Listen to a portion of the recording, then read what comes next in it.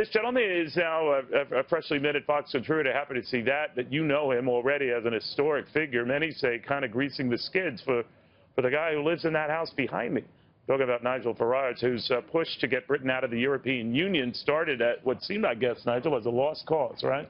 Oh, I was the patron saint of lost causes. You were. You were a card-carrying member. Possible. Every big business, every government agency, virtually every MP said, oh, no, Europe's our future. Oh, this is where we're going. And you personally were vilified. Vilified? Yes.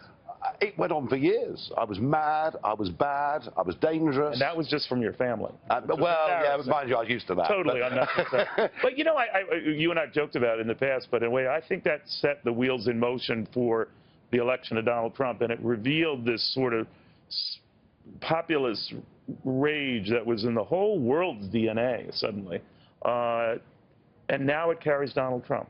Yeah, I mean, the word populism is being used, and it's being used in a sort of pejorative sense. Yeah. And I don't buy that. I mean, all I ever wanted, through all my years of campaigning, was for the United Kingdom to be a self-governing, democratic nation-state that chose its own friends in the world and controlled its own borders. You think it's going to work out? Because people are watching what's happening in Britain, and I know your Prime Minister May has already said she wants to make this fast, make the break clear. She's breaking for the European Union, not Europe, saying all the right things.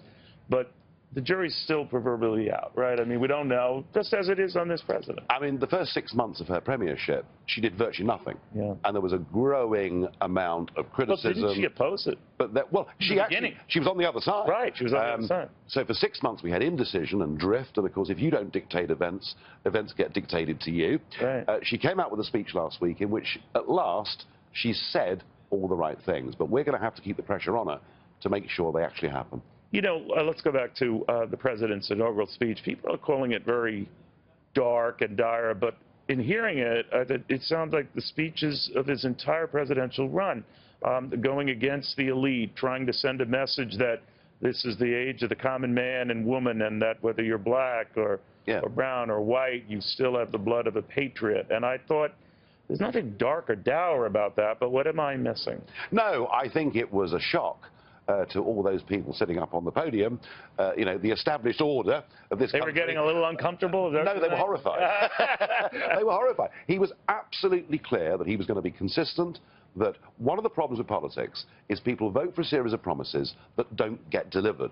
And what Donald J. Trump was saying yesterday was, I will deliver. You voted for me, and I'm going to do it. You know, Reuters quickly coined the speech a naked contempt for world order. And then even in praise of the speech, because there was some of that, the Wall Street Journal added, referring to the president, he will also need the help of many of the people behind him on that Capitol stage. Let us hope that the 45th president has the will to realize it. Well, he's got to bring... In other words, the same people he was ripping, he's got to depend on. No, what he's got to do is he's got to bring the House with him, hasn't he? Now, he's got a majority in both houses. Clearly, party unity is going to be very important. But I think in terms of everybody else, if everybody else hates what he does, so what? So in this country, you can go over the heads of these guys, right? I mean, you can tweet about them. You went over the heads of people and just told the world. Absolutely. And, you know, frankly, the liberal establishment mainstream media are not as powerful as they used to be. Hooray. Now, that establishment, not huge fans of this president, seem to think that he's going to have a tough time veering, as the last president, Barack Obama, said, from campaigning to governing, and that he's not ready for that.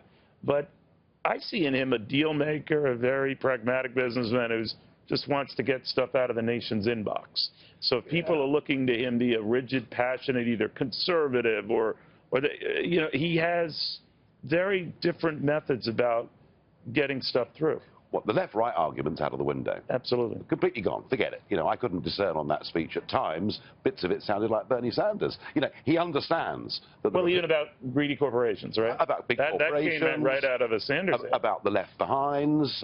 So he gets all of that.